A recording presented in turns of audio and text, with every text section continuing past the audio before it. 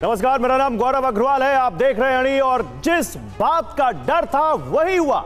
Iran और Israel के बीच एक भयानक जंग शुरू हो गई है। आज उसी पर हम बात कर रहे हैं। ईरान 331 परमाणु विनाश का करंट। ईरान ने आज सुबह 6:30 बजे तक इजरायल पर 331 हमले किए हैं। ईरान ने इजरायल पर ड्रोन, बैलिस्टिक और क्रूज मिसाइल से जबरदस्त प्रहार किया।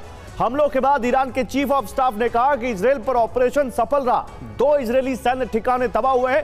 हालांकि इजरायल डिफेंस फोर्स ने कहा कि उसके एयर डिफेंस सिस्टम ने ईरान के 90% हमलों को नाकाम कर दिया। इजरायल डिफेंस फोर्स ने चेतावनी दी है कि कुछ घंटों के अंदर ही ईरान को उसके हमलों का जवाब दिया जाएगा। दोनों देशों के पास खतरनाक मिसाइलें, रॉकेट और ड्रोन है। दोनों देश परमाणु हथियार संपन्न है। यानी ईरान के हमले के बाद अब खतरा परमाणु युद्ध का है। यानी ईरान के हमले ने पूरी दुनिया में एटमी विनाश का भयंकर करंट फैला दिया है। और इसी पर बात करने के लिए मेरे साथ खास मेहमान होंगे, लेकिन पहले बड़ी खबरें। इजरायल पर ईरान का प्रचंड triple attack. Drone, missile, fighter plane से एक साथ हमला। ये ट्रिपल अटैक ईरान को क्या महंगा पड़ेगा, अब यही सबसे बड़ा सवाल है, क्योंकि हाइपरसोनिक मिसाइल से भी ईरान ने अटैक करने का दावा किया है। इजरायल पर 146 मिसाइल से हमला हुआ है। इजरायल में घुसे 12 से ज्यादा फाइटर प्लेन।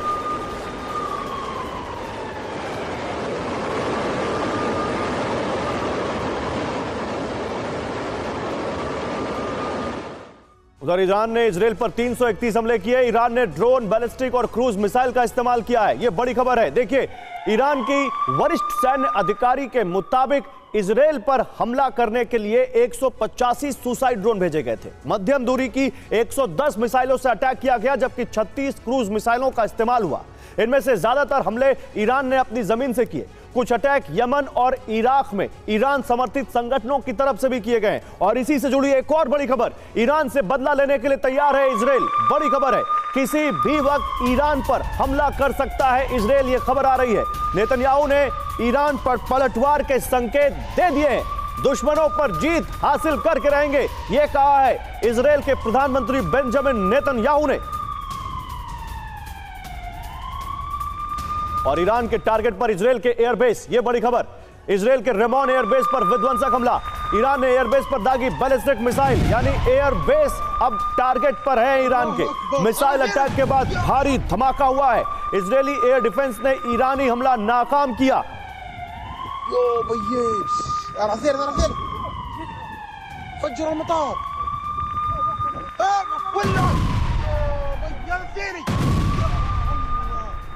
तो ईरान के हमलों को लेकर इजरायल में अलर्ट है। पहले से ही था यह अलर्ट, लेकिन हमला इतना जोरदार होगा इसका अंदाजा इजरायल को भी नहीं था।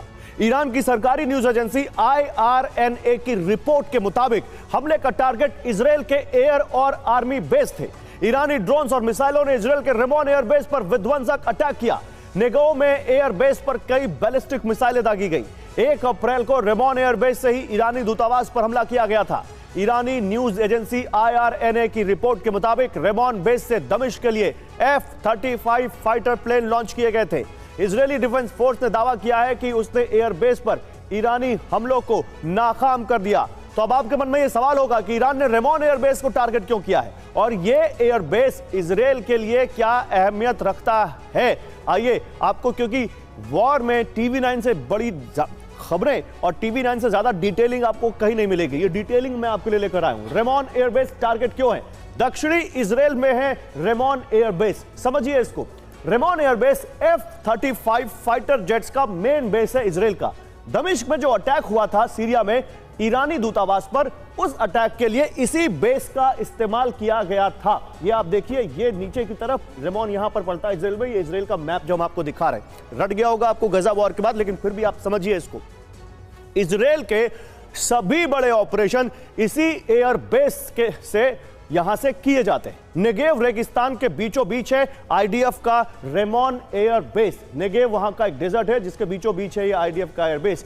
रेमोन एयरबेस की पूर्वी सीमा की तरफ जॉर्डन है, जबकि पश्चिमी सीमा की तरफ इजिप्ट है। आप देखिए, ये इधर इजिप्ट है और इस तरफ जॉर्डन है।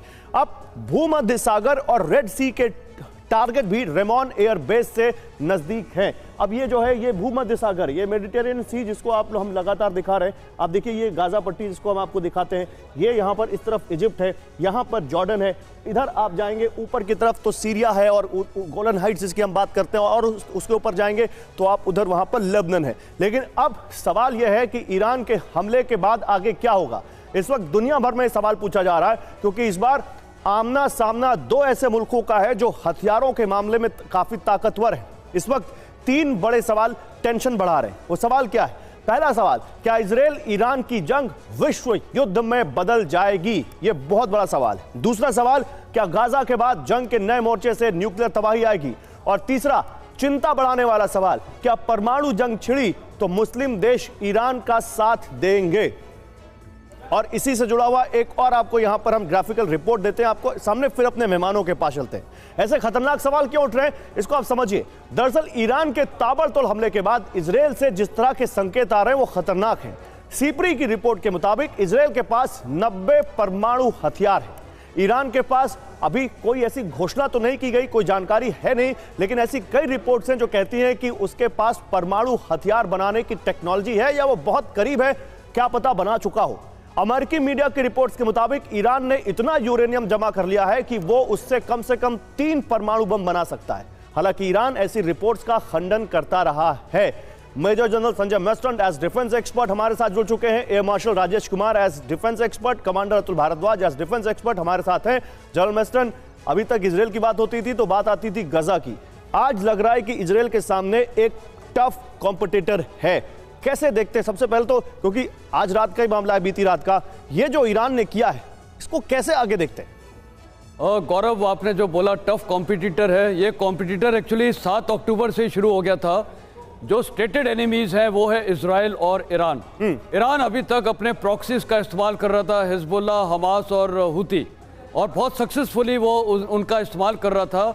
और इजराइल के पास भी कोई ऑप्शन नहीं था, लेकिन वो उनको भी टारगेट करना था यही प्रॉक्सीज को। सवाल उठता है कि जो मेन एनिमी है, जो नर्व सेंटर है, वो है ईरान। ईरान को इस युद्ध में लाने के लिए, जिसको मैं इंग्लिश में बोलूं, draw the enemy into battle, उन्होंने ये इजराइल ने 1 अप्रैल को जो इनकी कंसुलेट पे अटैक किया है सीरिया डेमेस्कस में, वो मेरे ख्याल एक स्ट्रैटेजी, सोची समझी स्ट्रैटेजी थी कि ईरान को इस युद्ध में ड्रॉ किया जाए, क्योंकि ईरान को एक रिटेलिएटरी मेजर करना था, जो उसने कल रात को किया है। अमेरिका ने बहुत साफ बोल दिया है कल प्रेसिडेंट बाइडेन ने कि वो ऑफेंसिव स्ट्रैटेजी, आक्रामक स्ट्रैटेजी में शामिल नहीं होंगे, लेकिन वो इजराइल को डिफेंसिव स्ट्रैटेजी में लेकिन अब सवाल तो सबसे बड़ा यही है air marshal Rajesh Kumar sir, क्या उसी इंटेंसिटी के साथ हम इजराइल का रिटेलिएशन देखेंगे जो इंटेंसिटी हमने हमास पर हमले के दौरान देखी है? क्या होगा भी रिटेलिएशन या नहीं? नहीं, रिटेलिएशन मेरे हिसाब से इजराइल ऐसा देश है जो बिना रिटेलिएशन के जो है बैठेगा नहीं। लेकिन रिटेलिएशन किस फॉर्म में होगा, क्योंकि कई सिग्नल उनको दिए जा चुके हैं। अब आप देखिए 3-4 पॉइंट्स में आपको बताऊंगा, उससे संकेत मिलते हैं। पहला संकेत ये है कि ईरान ने बोला है कि हमारी तरफ से स्ट्राइक ख़त्म हो गई है, अगर आपने आगे बढ़ाना है तो आप बढ़ाइए। दूसरी बात यह है कि यूएस ने अपना बोला है कि हम किसी आक्रामक रूप से नहीं आएंगे, और वो आए या ना आए, लेकिन सऊदी अरब और यूएई ने बोल दिया है कि हमारी एयर स्पेस आप ईरान के अगेंस्ट अटैक करने में आप यूज़ नहीं कर सकते। तो वो कहाँ से करेंगे अटैक? उनके सारे बेसिस सऊदी एयर स्पेस के थ्रू ही जाएंगे ईरान की तरफ। तो कहने का मतलब ये है कि इस युद्ध को थोड़ा सा शांत किया जाए, ठंडा किया जाए। मेरे ख्याल से सारे जो मिडल ईस्ट के जितने भी देश हैं, चाहे वो अरबी देश हों और चाहे वो ईरान हो या ईरान के प्रॉक्सीज हों, सभी यही चाहते हैं कि थोड़ा टेम्परेचर नीचे आए और जो है कुछ हद तक स्थिरता बनी रहे। लेकिन इजराइल जो के अपनी चारों तरफ दुश्मनों से घिरा हुआ है, जी। वो ये कभी एक वीकनेस अपनी शो नहीं करना चलिए, चाहिए। इस पर आगे किसी बात तरह करूंगा से सर। वो रिटेलिएट जरूर करेगा, शायद प्रॉक्सीज की तरफ करे और ईरान की तरफ डायरेक्टली ना करे। ठीक है, प्रॉक्सीज की तरफ करे तो प्रॉक्सीज से तो ऑलरेडी कर रहा है, आगे और क्या कर सकता है इस पर बात करेंगे। लेकिन एक बड़ी खबर, ईरान इजराइल जंग पर ब्रिटिश पीएम ऋषि सुनक का बयान आया है। कई ईरानी ड्रोन्स को हमने मार गिराया, ऋषि सुनक ने कहा है। हमले पर इजराइल की मदद की, ऋषि सुनक ने कहा है। यूके फाइटर जेट्स ने ईरानी ड्रोन्स को गिराया, ऋषि सुनक ये कह रहे हैं। यानी दुनिया ने अभी 24 घंटे भी नहीं बीते हैं और ऑलरेडी साइड लेनी शुरू कर दी है कि कौन किसकी तरफ है। एक और बड़ी खबर, रूसी विदेश मंत्रालय का बड़ा बयान, मिडिल ईस्ट में नए वॉर जोन से चिंता, बातचीत से युद्ध का हल निकलेगा। रशिया कह रहा है ये कि बातचीत से युद्ध का हल निकलेगा। ध्यान दीजिएगा इस खबर पर। इसी बीच एक और बड़ी खबर, इजराइल पर हमले को लेकर ईरान के विदेश मंत्री का बयान है। अमेरिका को हमले की जानकारी दी गई थी, यानी अमेरिका को पता था कि इजराइल पर ईरान हमला करने जा रहा है। आत्मरक्षा के लिए, सेल्फ डिफेंस के लिए सीमित हमले की जानकारी दी थी। पड़ोसी देशों को भी हमले से 72 घंटे पहले बताया था, ये ईरान कह रहा है। कमांडर भारद्वाज, यानी ईरान क्या यहां पर सफाई दे रहा है कि भाई हमें मारा गया तो हम तो हमला करेंगे और हमने पूरी दुनिया को बता के हमला किया है, किसी से छुपा के कुछ नहीं किया है? सर आपकी ऑडियो म्यूट है, प्लीज अनम्यूट कर ले उसे। ईरान ने जो अटैक किया है तो सही बात है, एक सिंबॉलिक अटैक है। ये अटैक सरप्राइज एलिमेंट इसमें नहीं था। इस अटैक को अनाउंस करके किया गया है और इस अटैक को एनफ टाइम दिया गया है इजरायली डिफेंस फोर्सेस को उसको रिएक्ट करने के लिए। तो जितनी भी फोर्सेस है, जॉर्डन ने भी इन्वॉल्व हुआ है इसमें इजराइल के साथ, यूके, यूएसए, और इन सब ने मिलके उस अटैक को, बिकॉज उनके पास इतना वक्त था कि वो इस अटैक में सरप्राइज एलिमेंट था ही नहीं कहीं पर। और ये शायद जानबूझ के ईरान ने इसीलिए किया कि वो इसको ज़्यादा एस्केलेट नहीं करना चाहता था। वो चाहता है कि फिर एक बड़ा सवाल है जनरल मेस्टन, फिर मैसेजिंग क्या है? अगर ईरान ने समय दिया, ईरान ने बताकर किया, तो ईरान क्या मैसेज देना चाहता है दुनिया को? देखिए, ईरान का जो मैसेजिंग है वो बहुत साफ है कि उनके प्रेसिडेंट ने या सुप्रीम लीडर ने बहुत क्लियर लफ्ज़ों में घोषित कर दिया था कि हम रिटेलिएशन करेंगे। हमारी कंसुलेट पे अटैक हुआ है डमेस्कस में, और साथ ही उन्होंने यूएन रेजोल्यूशन चार्टर 51 को भी कोट किया है कि हमारे पास पूरा अधिकार है as per rules of war to retaliate. तो ईरान का मैसेजिंग बहुत क्लियर था कि वो दुनिया को और खासकर इजराइल और अमेरिका को, और आज ही शायद इनके एक मेजर जनरल का भी स्टेटमेंट था, ईरानी मेजर जनरल का, कि हम अमेरिका को वार्निंग दे रहे हैं कि इस युद्ध में दखल अंदाजी ना करे। तो साफ जाहिर है कि इनका इंटेंशन बहुत क्लियर था। उनका जो स्टेटेड एनिमी है इजराइल, उसके ऊपर हमला करना, अपने देशवासियों को बताना। और मेरे ख्याल पहली बार ईरान ने ऐसा किया, ख्याल भी नहीं, मतलब ये पहली बार हिस्ट्री में हुआ है कि ईरान ने इजरायली टेरिटरी के ऊपर ये मिसाइल्स और ड्रोन्स दागे हैं। तो इसका काउंटर मेजर पक्का होगा और president Netanyahu, prime minister Netanyahu होगा, इसी पर बात करेंगे। ओके, क्या होगा अब इसका रिपोर्केशन, इसका असर क्या होगा, बात करेंगे। लेकिन पहले खबर, ईरान पर विध्वंसक पलटवार करेगा इजराइल। देखिए, इजराइल करेगा अटैक, कहां करेगा? वो ईरान के ही किसी ठिकाने पर, किसी न्यूट्रल लोकेशन पर करेगा या ईरान की ही मिट्टी पर करेगा? परमाणु ठिकानों का विध्वंस करेगा इजराइल। ईरानी परमाणु ठिकानों पर हमले की तैयारी है। 10 घंटे के अंदर हमला कर सकता है इजराइल, ये बड़ी खबर है। ईरान के मिलिट्री बेस पर हमला हो सकता है, यानी ईरान के मिलिट्री बेस सुरक्षित नहीं है, क्योंकि इजराइल कह रहा है कि वो जवाब देगा और ईरान को जवाब देने के लिए इजराइल की सेना तैयारी में जुट गई है। ऐसा माना जा रहा है कि इजराइल जवाबी कार्रवाई के तौर पर ईरान के परमाणु ठिकानों को निशाना बना सकता है। ऐसी रिपोर्ट्स हैं कि इजराइल ईरान के न्यूक्लियर पावर स्टेशन पर हमला कर सकता है। इजराइल ईरान के बुशहर में न्यूक्लियर पावर स्टेशन पर हमला कर सकता है। नातांज यूरेनियम एनरिचमेंट फैसिलिटी पर भी हमले का खतरा है। जो रिपोर्ट्स आ रही हैं उनसे लग रहा है कि इजराइल 24 घंटे में ईरान के न्यूक्लियर साइट को निशाना बना सकता है। न्यूक्लियर साइट समझिए। और ईरान को जवाब देने के लिए इजराइल की वॉर कैबिनेट में रणनीति पर चर्चा की गई है। ईरान पर हमले के लिए इजराइल ने अपने फाइटर पायलट्स को तैयार कर दिया है। रिपोर्ट्स हैं कि इजराइल की वॉर कैबिनेट में ईरान के मिलिट्री ठिकानों पर भी हमले की रणनीति बनाई गई है। और इसी से जुड़ी एक खबर, शुरू हो गया इजराइल के बदले का काउंटडाउन। लेबनान में इजराइल का बहुत बड़ा हमला, दक्षिण लेबनान के जेबा में भयंकर बमबारी की है इसराइल ने। हिजबुल्लाह के रदवान फोर्स को टारगेट किया है। खियाम और काफर किला में हिजबुल्लाह बेस तबाह कर दिया इसराइल ने। हिजबुल्लाह के 40 रॉकेट हमलों पर पलटवार किया है। एयर मार्शल राजेश कुमार जी, अब सवाल यहां पर यह है कि ये तो जिन प्रॉक्सीज की आप बात कर रहे थे, हुती हो, हिजबुल्लाह हो, हमास हो, सबसे तो इसराइल ऑलरेडी लड़ ही रहा है। अब तो यहां पर डायरेक्ट एक स्टेट ने उसके ऊपर अटैक किया है। अब ऑप्शन क्या बचता है उसके पास? देखिए, अभी जब तक वो प्रॉक्सीज के साथ लड़ रहे थे, हमास के साथ तो उनकी फुल फ्लैश फाइटिंग थी, पर हिजबुल्लाह और हुती के अगेंस्ट वो ज़्यादा डिफेंसिव मोड में ही थे। उनके ऊपर कोई ऑफेंसिव एक्शन जो है थोड़ा बहुत हिजबुल्लाह के अगेंस्ट लिया था, लेकिन उनको पता है कि हिजबुल्लाह के पास भी कई लाखों रॉकेट उनकी स्टोरेज में हैं, तो वो उन पे कभी भी फायर कर सकते हैं। तो उनकी जो फाइट थी वो मतलब जैसे बॉक्सर्स कहते हैं ना, पहले पैरी करते हैं, कोई उन्होंने बड़ा सा पंच नहीं दिया अभी तक। और दूसरी बात यह है कि ईरान ने पहली बार डायरेक्ट अटैक करके एक मौका दिया है इजराइल को जस्टिफाई करने का कि वो उनके न्यूक्लियर ठिकानों पे हमला करें, क्योंकि अभी तक उनके पास कोई जस्टिफिकेशन नहीं था। अब तो उनके पास जस्टिफिकेशन है, और कई सालों से जो है इजराइल ने ये रणनीति बनाई हुई है कि किसी तरह से ईरानियों को न्यूक्लियर बम नहीं मिलना चाहिए। आप ये कह रहे हैं कमांडर भारद्वाज, फिर एयर मार्शल राजेश कुमार, क्या ये कह रहे हैं कि ईरान ने इजराइल को उसके ही न्यूक्लियर ठिकानों पर या न्यूक्लियर फैसिलिटी सेंटर पर अटैक करने की वजह दे दी है? बिल्कुल। और पर क्या इजराइल करेगा, यह भी सोचने की बात है। मैं कमांडर भारद्वाज से भी पूछ रहा हूं इस पर। सर, आपने जो कहा मैं उस पर एक व्यू उनका लेना चाह रहा हूं। कमांडर भारद्वाज, देखिए, ईरान के लिए बहुत ज़रूरी था कि वो कुछ अटैक करे, बिकॉज उसको अपने अंदर अपनी पब्लिक को ये बताना ज़रूरी था कि वो कोई अटैक कर रही है उसकी मिलिट्री के लिए, उसके एस्टेब्लिशमेंट के लिए।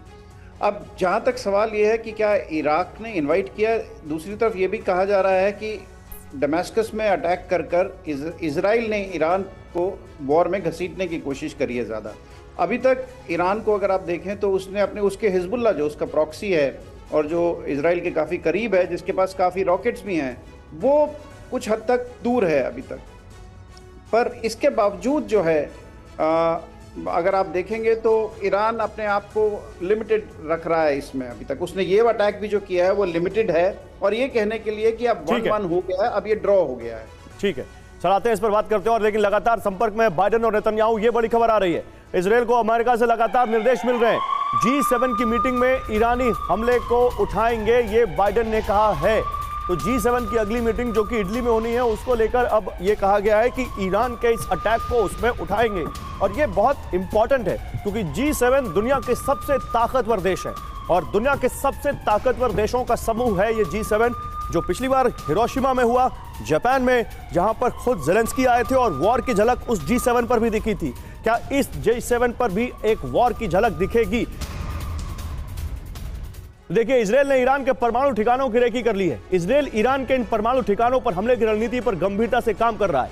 ईरान के कौन कौन से परमाणु ठिकाने टारगेट पर हैं, ये आपको बताते हैं। देखिए, बोनेव एटमी research centre, Fordow enrichment plant, Natanz enrichment plant, Sharif university of technology, रूदन nuclear research centre, Isfahan nuclear fuel research, ये जो ईरान के परमाणु ठिकाने हैं, क्या अब इजराइल की स्ट्राइक इन ठिकानों पर होगी? ये बहुत बड़ा सवाल है।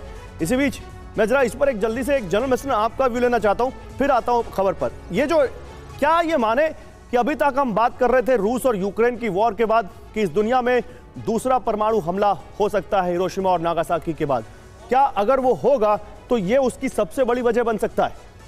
और देखिए, ये साफ जाहिर है कि ये जो अभी सिचुएशन डेवलप हुई है, इजराइल का स्टेटेड एम शुरू से ही रहा है कि ईरान के पास न्यूक्लियर कैपेबिलिटीज़, न्यूक्लियर वेपन्स नहीं होने चाहिए। अगर उनका ये स्टेटेड एम है तो अभी ये दुनिया को पता है कि कुछ महीने के अंदर इनके पास न्यूक्लियर वेपन्स होने की संभावना है ईरान के पास।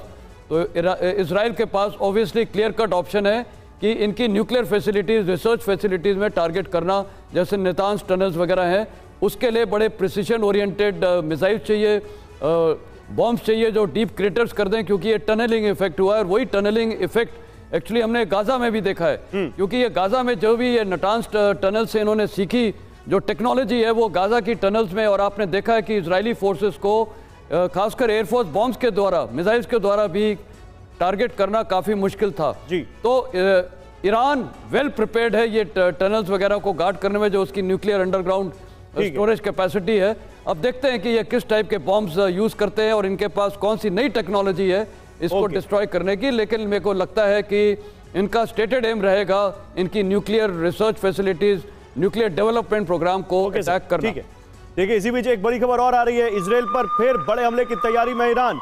इजराइल पर और विध्वंसक हमला करेगा ईरान, ये जानकारी आ रही है। ईरान के तेवर भी अभी ठंडे नहीं हुए। पहला हमला इजराइल और अमेरिका को सीख, ये कहा है सलामी ने। इजराइल पर पहला ऑपरेशन सफल रहा, ईरानी सेना के chief of staff general Bagheri का यह दावा है।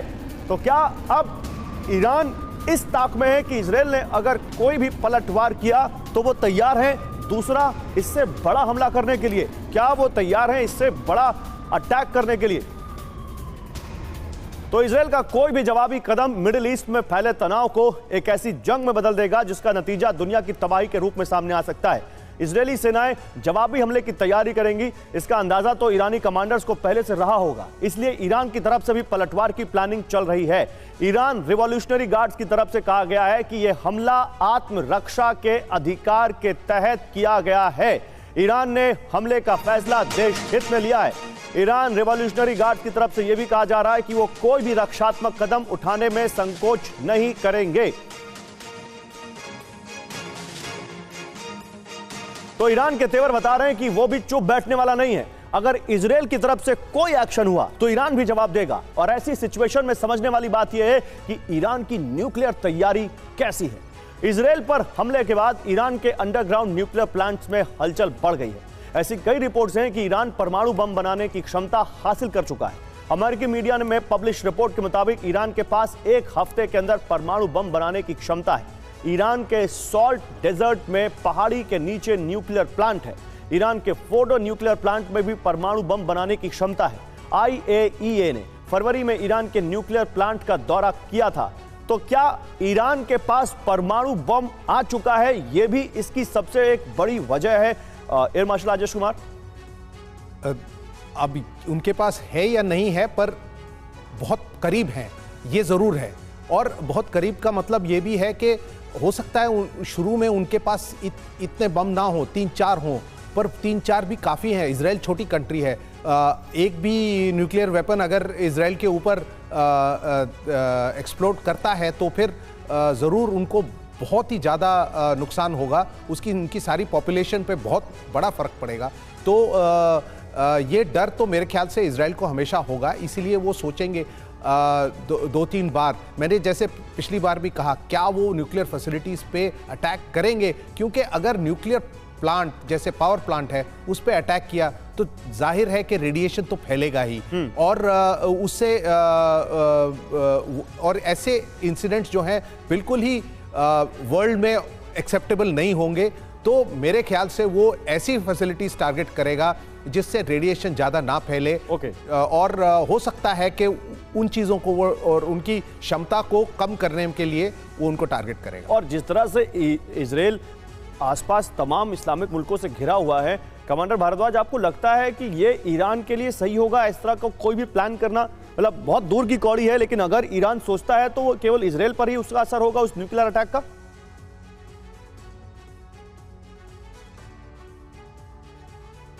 सर, आपकी आवाज फिर से म्यूट हो गई।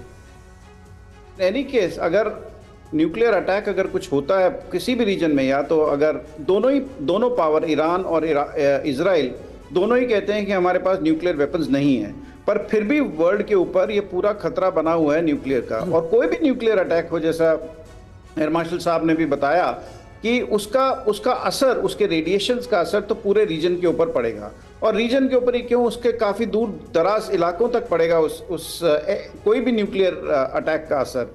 तो इसको देखते हुए वर्ल्ड तो चाहेगा, पूरा इंटरनेशनल कम्युनिटी चाहेगी, G7 आज मिल रहा है, UN सिक्योरिटी काउंसिल चाहेगी कि इस हद तक वॉर आगे ना बढ़े, किसी भी तरीके से इस हद तक वॉर आगे ना बढ़े। और दोनों, मेरे ख्याल में, ना तो इजराइल चाहेगा ना ईरान चाहेगा कि उसके न्यूक्लियर जो एसेट्स हैं वो खुल के सामने आए। अमेरिका भी नहीं चाहेगा कि इजराइल के न्यूक्लियर एसेट्स खुल के आए सामने। तो इसलिए इसकी ये जरूरी है कि ये हो सकती है, ऐसा नहीं कहा जा सकता तो फिर ये क्यों हुआ? फिर कमांडर भारद्वाज आप ही बताइए, ये क्यों हुआ कि ईरान ने जो अटैक किए उनके टारगेट पर एक इस तरफ इजराइल के बेस थे, एयरबेस, दूसरी तरफ ये कहा जा रहा है न्यूक्लियर फैसिलिटी सेंटर भी थे। देखिए, इजराइल के जो अटैक थे, मैं इसको अभी इस हद तक नहीं मानता कि उसने बहुत प्रॉपरली टारगेट करके अटैक किया है, उसने सरप्राइज अटैक किया है, उसकी मंशा थी कि वो उन जगहों पे अटैक किए। हाँ, उसने अपनी कैपेबिलिटी डिस्प्ले करी है, उसने ये बताया है कि मैं यहाँ तक पहुँच सकता हूँ अगर मैं चाहूँ तो। पर इस वक्त पर इस अटैक से उसने ये बिल्कुल नहीं चाहा कि वहाँ पर जाके वो उसके डिस्ट्रक्शन उसका मकसद नहीं था। उसका मकसद था एक सिग्नल भेजना इजराइल को। और अगर आप ये देखें तो सबसे पहली बार है इजराइल, अभी तक इजराइल प्रॉक्सी से डील करता आ रहा है, नॉन स्टेट एक्टर से डील करता आ रहा है, ये पहली बार है कि इजराइल के ऊपर एक स्टेट का अटैक हुआ है। अब इजराइल का रिएक्शन क्या होगा? अंदर खलबली तो इजराइल के अंदर भी डिफेंस में मची होगी कि एक स्टेट के अटैक को कैसे डील किया जाए। ठीक है, और क्योंकि मेरे साथ इस वक्त जल, थल, नभ तीनों सेनाओं के एक्सपर्ट्स और तीनों सेनाओं के वरिष्ठ अधिकारी बैठे हुए हैं जो सर्व कर चुके हैं, तो मैं आप लोगों से भी ये जानना चाहूंगा कि ये जो इस वक्त वहां इजराइल की सेना में चल रहा होगा, वहां क्या कुछ चल रहा होगा, क्या प्लानिंग चल रही होगी। लेकिन मैं उस पर आऊं से पहले मैं एक बड़ी खबर दिखाना चाहता हूं। ईरान के हमले पर बड़ा खुलासा हुआ है। दूतावास पर हमले के 14 दिन बाद हमला हुआ, यानी 14 दिन तक का वक्त था क्या इजराइल के पास, और क्या उसने उस वक्त का बखूबी इस्तेमाल किया?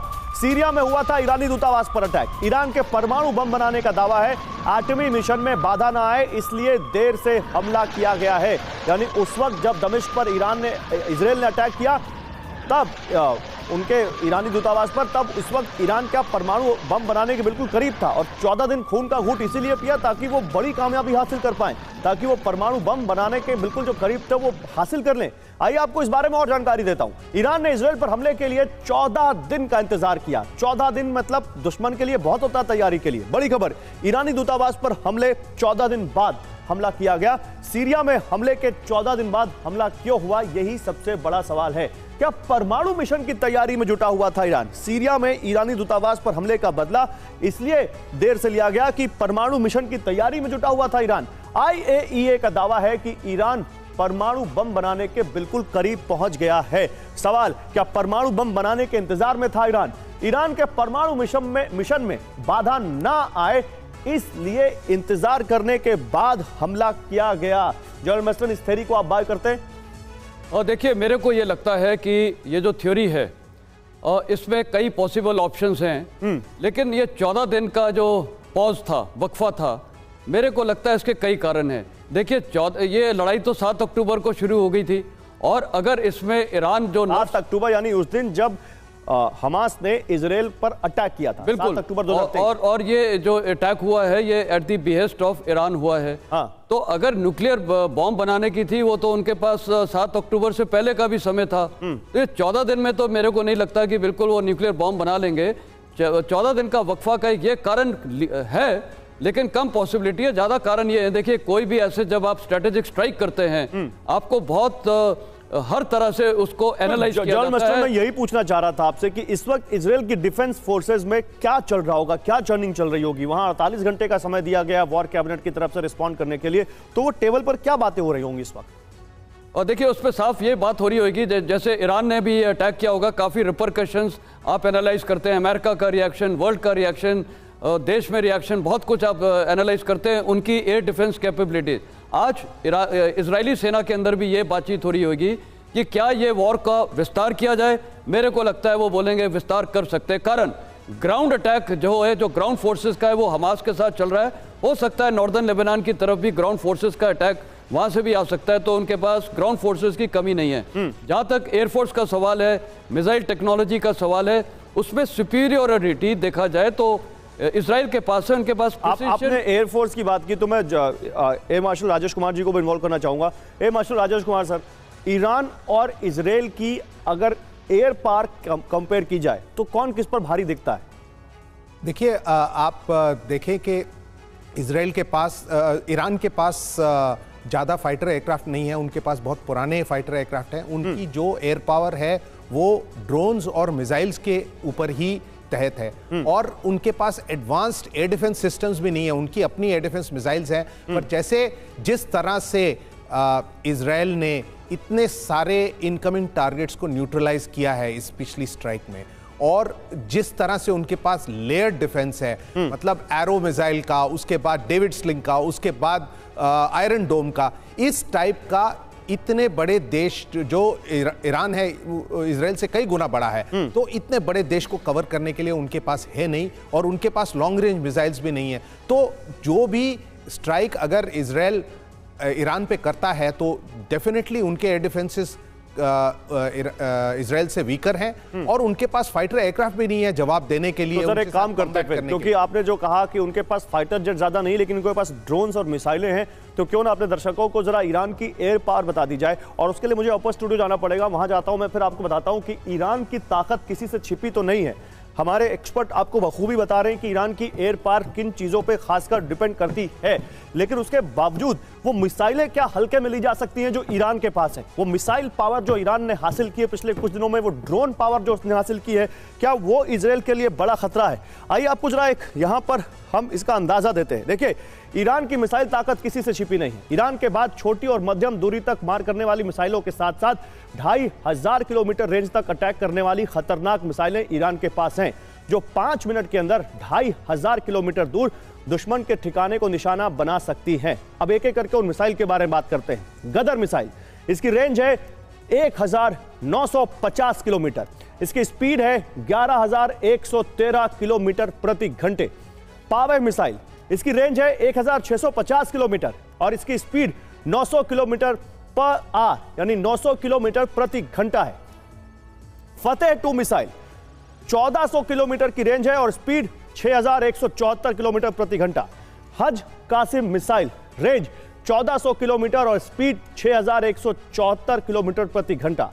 सेजिल मिसाइल, रेंज 2500 किलोमीटर और इसकी स्पीड 14,817 से 17,287 किलोमीटर प्रति घंटा हो सकती है। इमद मिसाइल, इसकी रेंज 2000 किलोमीटर, स्पीड 2469 से 8643 किलोमीटर प्रति घंटा। साहेब 3 missile, range 2000 kilometre, speed 8643 kilometre प्रति घंटा।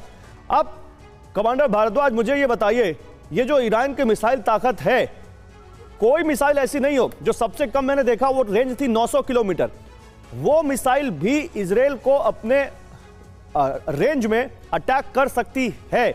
तो ईरान के पास भले ही फाइटर जेट्स ना हो, लेकिन फिर भी उसके पास पूरी वो पावर है जिसमें वो इजराइल को बहुत नुकसान पहुंचा सकता है। देखिए, मैंने यही कहा कि ईरान के पास कैपेबिलिटी है। उसने जब ये डिसाइड किया कि वो एस्केलेशन लैडर को क्लाइम करेगा और एक अपना कैपेबिलिटी डिस्प्ले करेगा पिछले अटैक के साथ, तो उसने कुछ सोच समझ कर किया है। और जहाँ तक ईरान का सवाल है, इजराइल, वही मैंने जैसा कहा कि इजराइल जो है पहली बार जो है वो एक स्टेट पावर के साथ डील कर रहा है। अभी तक वो रॉकेट्स के साथ डील करता था, हमास के, और हिजबुल्ला भी अगर आप देखें जो ईरान का प्रॉक्सी है, वो अभी तक पूरी तरह से वॉर में नहीं उतरा है इजराइल के प्रति। तो वो एक ईरान का वो एक ट्रम्प कार्ड है जो उसने रखा है, जिसके पास काफ़ी तादाद में एक्चुअली अगर आप देखें तो रॉकेट्स हैं और अदर हैं, वो चीज़ें हैं जो अगर एक साथ लॉन्च की जाए, स्वॉन जिसको कहते हैं आजकल कह रहे हैं, स्वॉर्म वॉरफेयर के तहत अगर लॉन्च की जाए एक साथ, तो उसका इजराइल के एयर डिफेंस सिस्टम पे क्या असर पड़ेगा वो अभी हमने देखा नहीं है। क्योंकि ये जितने भी मिसाइल और ड्रोन जो पिछले अटैक में आए हैं अभी तक, इनमें काफ़ी टाइम गैप था और उसके एयर डिफेंस सिस्टम के पास ये भी था कि उसको रिएक्शन टाइम बहुत ज़्यादा अवेलेबल था। तो आगे चल के इसलिए ये स्टेट पावर है। अब इजराइल जो डील कर रहा है वो एक स्टेट के साथ डील कर रहा है, और एक स्टेट जो काफ़ी हद तक लैस है, आपने जैसे दिखाया मिसाइल के साथ और बाकी टेक्नोलॉजीज़ के साथ। बहुत साल पहले ऐसा हुआ था कि एक ईरानियंस की टेक्नोलॉजी काफ़ी एडवांस्ड है, उन्होंने एक यूएस के ड्रोन को बिना उसको अटैक किए उसको अपने आप नीचे ले आए थे, उसके सिस्टम्स को डाउन कर कर। तो ईरान के पास टेक्नोलॉजी है, ईरान की टेक्नोलॉजी काफ़ी एडवांस्ड है उस तरीके से। और जहाँ तक न्यूक्लियर बॉम्ब का सवाल है, मैं ये नहीं कहूँगा कि 14 दिन पहले बनाना शुरू किया, पर जैसे ही ये लड़ाई शुरू हुई होगी, न्यूक्लियर एक्टिविटी ईरान में पक्का बढ़ गई होगी, उसमें कोई दो राय नहीं हो सकती। क्योंकि ठीक है, शुरू से वॉर जैसे ही प्रारंभ हुई थी, ईरान का नाम बार बार आ रहा था इस वॉर में, और ये कहा जा रहा था कि जो प्रॉक्सीज है उनके पीछे ईरान है। अब तो ईरान प्रॉक्सीज के पीछे क्या सामने आके खड़ा हो गया है। ईरान के साथ कई मुस्लिम देश आकर खड़े हो गए सर, ये भी देखिए बड़ी खबर है। ईरान के साथ आए कई मुस्लिम देश, ईरान के साथ लेबनान, सीरिया और यमन। इराक भी ईरान की मदद कर रहा है। जॉर्डन इजराइल की मदद कर रहा है। जॉर्डन ने कई ईरानी मिसाइलें गिराई हैं।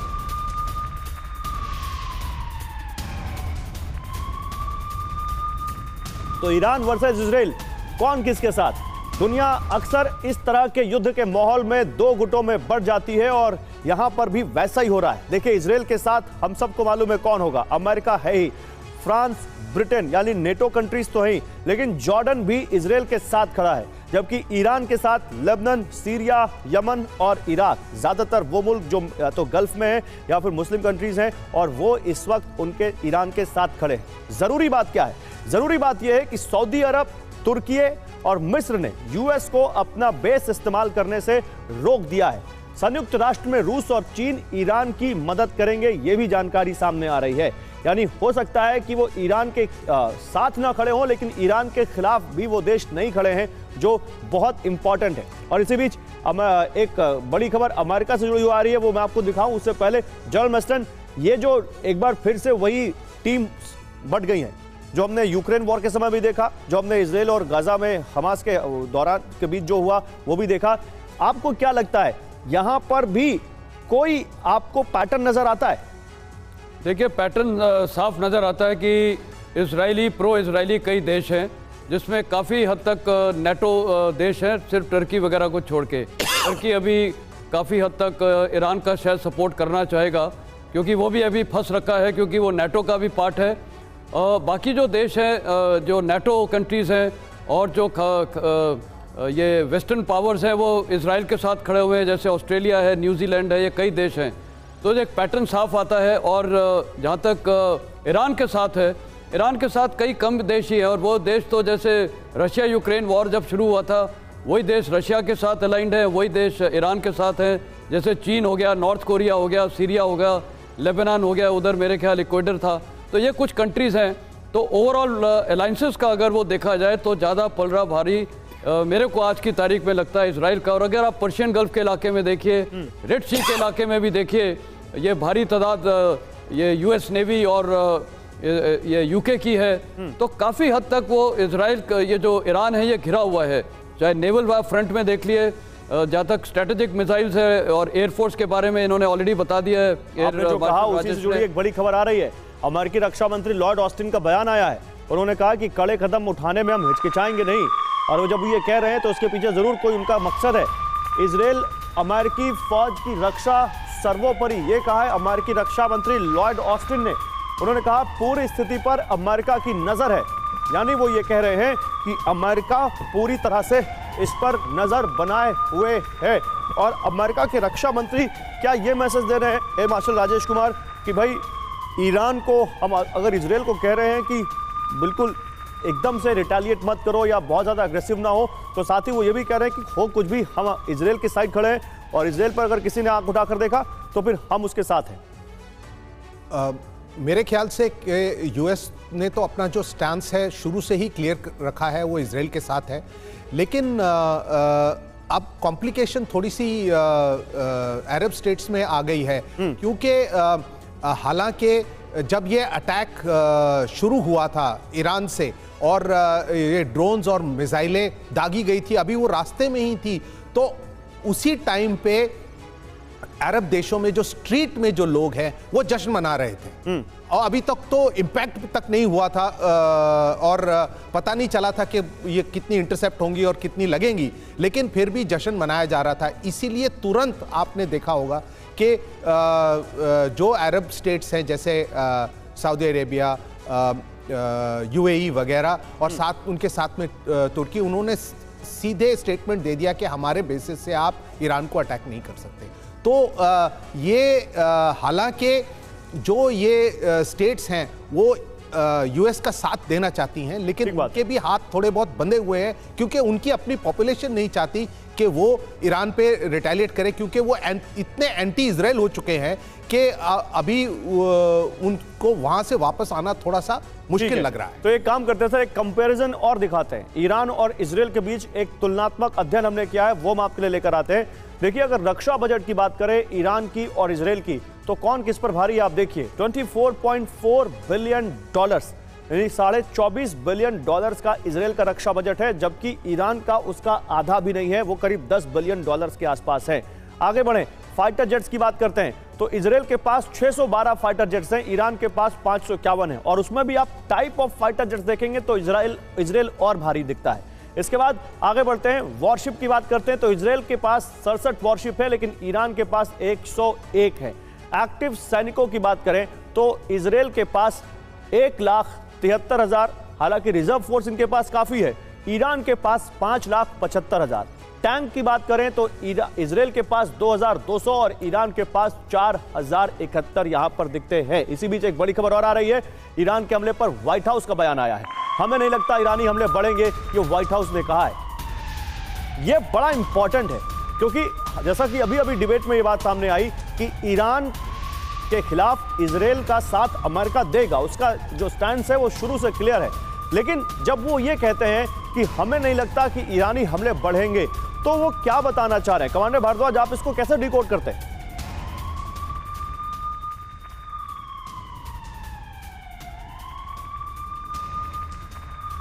सर, आपका फिर से म्यूट हो गया स्क्रीन, प्लीज अनम्यूट कीजिए।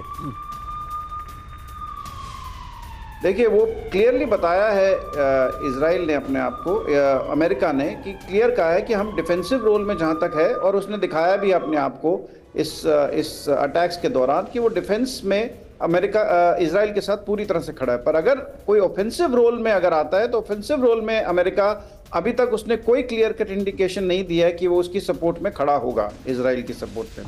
ये इजराइल के लिए एक बहुत बड़ी बात है, क्योंकि उसका जो मेन एलाई है अमेरिका और यूनाइटेड किंगडम, वो अभी तक एग्रेसिव रोल या ऑफेंसिव रोल में उसको सपोर्ट देने के लिए अभी तक उन्होंने अपनी हामी नहीं भरी है। आगे चल के हो सकता है वो दे, अगर ईरान का अटैक उसका प्रोपोर्शनली बहुत ही बड़ा हो अटैक जी, तो वो शायद उसके साथ मिलके उसकी सपोर्ट देंगे। पर अभी ये लगता नहीं, क्योंकि अमेरिका भी चाहता है कि वॉर थोड़ी ठंडी रहे। तो एक काम करते हैं सर, हमारे दर्शकों को और समझाते हैं कि अमेरिका ऐसा क्यों कह रहा है कि हमें नहीं लगता कि ईरान के हमले और बढ़ेंगे। देखिए, इजरायली काउंटर अटैक पर ईरान की चेतावनी आप देखिए पहले। इजराइल के मददगारों को तबाह कर देगा ईरान, इजराइल की मदद करने वालों को नहीं छोड़ेंगे, ईरान ने कहा है। इजरायली हमले में मदद का गंभीर नतीजा होगा, इजराइल को हमले के लिए रास्ता ना दे कोई देश, ये कहा है उन्होंने।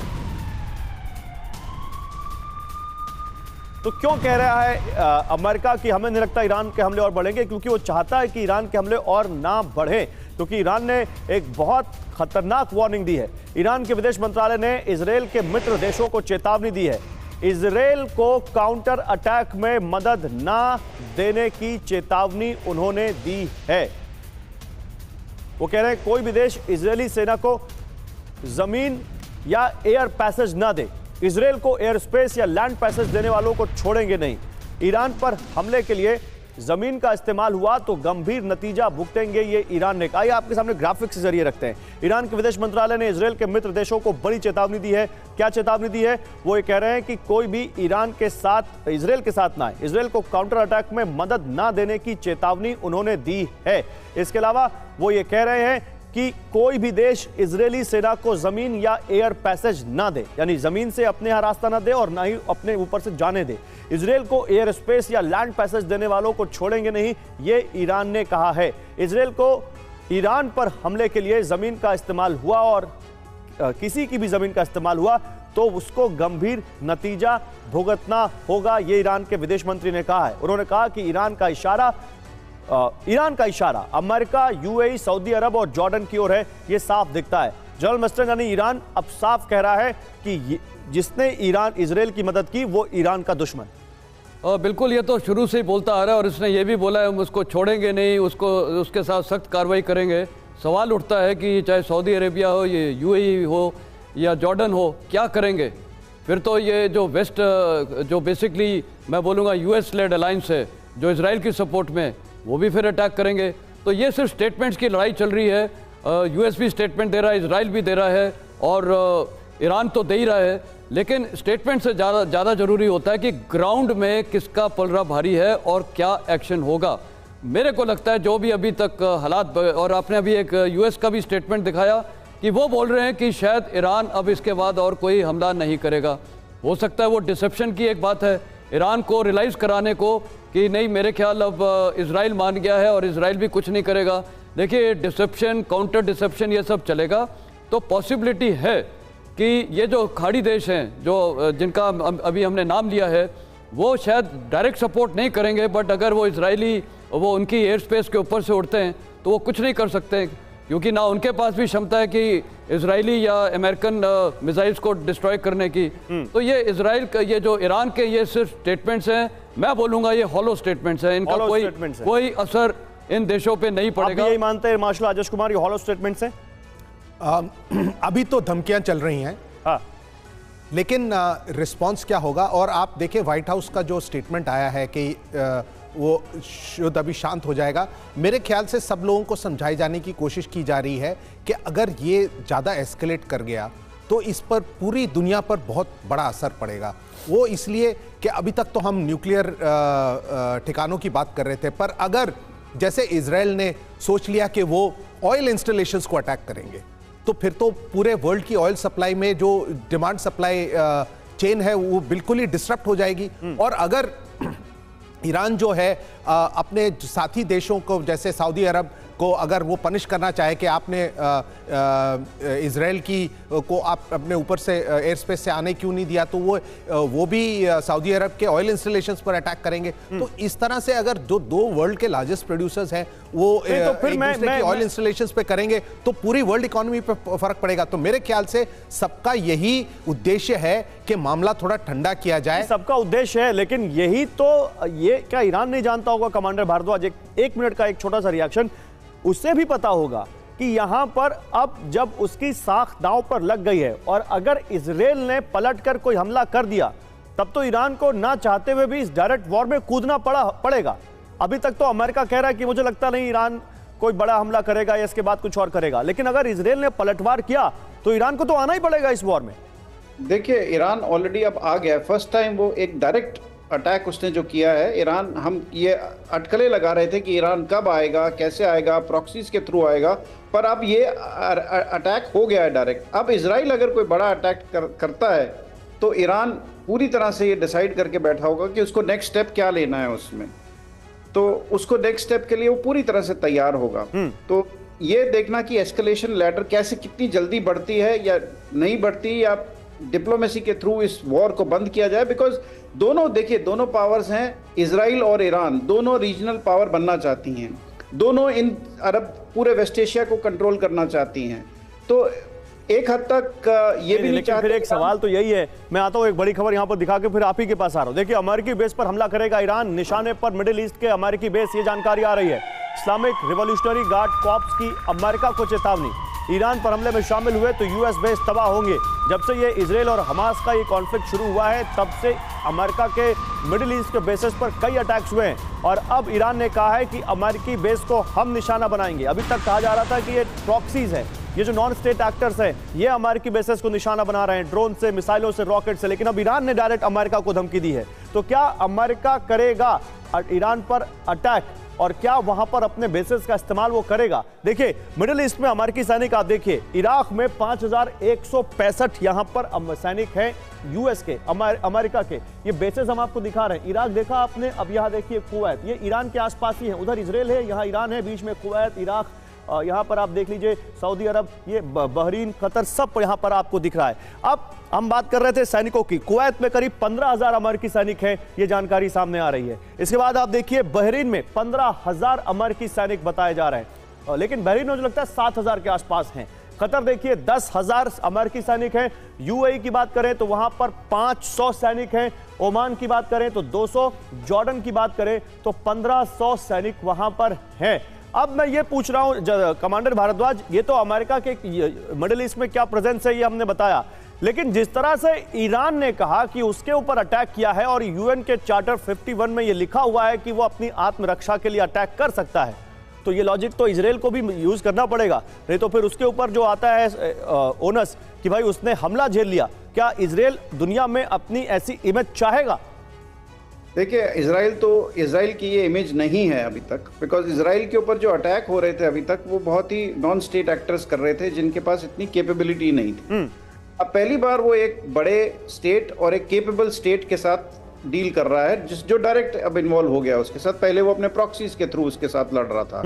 तो इजराइल अब इस पे सोच विचार तो करेगा कि अगर वो भी क्या एस्केलेशन लैडर, अभी तक तो वो अटैक करता जा रहा था, गाजा पे अटैक किए, हर जगह उसने हिजबुल्लाह पे भी अटैक करे और वो बेझिझक होकर अटैक करता था। पर अब उसको सोचना पड़ेगा कि वो ये भी सोचेगा अटैक करने से पहले कि ईरान इसको हमारी अटैक को रिटेलिएट कैसे कर सकता है। ठीक है। और ये वॉर फिर उसके बाद आएगी कि वॉर कितनी आगे बढ़ सकती है। तो ये सब मिलिट्री प्लानर्स को ये सोचना पड़ेगा। ठीक है। अगर वो एस्केलेशन लैडर डिसाइड करते हैं कि जाए तो उसमें ये भी बात आ जाती है कि वेस्ट एशिया के दूसरे देश कैसे रिएक्ट करेंगे उस वॉर के लिए। ईरान, चाइना या रशिया पूरी तरह से सपोर्ट देंगे। वो अमेरिका चाहेगा कि वैसा हो, वैसे इक्वेशंस बने। मैं इसी पर एक कमेंट जल्दी से 30 सेकंड का आप दोनों से मिलना चाहूंगा। जॉन वेस्टर्न, पहले आप 30 सेकंड, क्या करेगा इजराइल, क्या ऑप्शंस हैं उसके पास? और देखिए, मेरे को लगता है इजराइल का एक ऑप्शन बहुत साफ है, वो रिटेलिएट तो करेगा।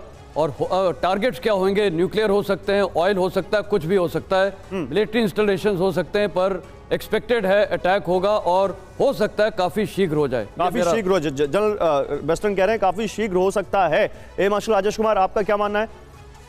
मेरा मानना यह है कि रिटेलिएट वो जरूर करेगा, डायरेक्टली करेगा, उनके न्यूक्लियर इंस्टॉलेशंस पे करेगा या नहीं करेगा ये हमें देखना है। प्रॉक्सीज पर जैसे हुती हैं उन पर एक टाइप ऑफ अटैक कर सकता है जो अभी तक उसने किया नहीं है, और या उनकी शिपिंग पे अटैक कर सकता है। तो एक नया फ्रंट खोलने का एक ये भी तरिका है। चलिए इस पर बात करेंगे, ऑप्शंस भी उनके पास हैं।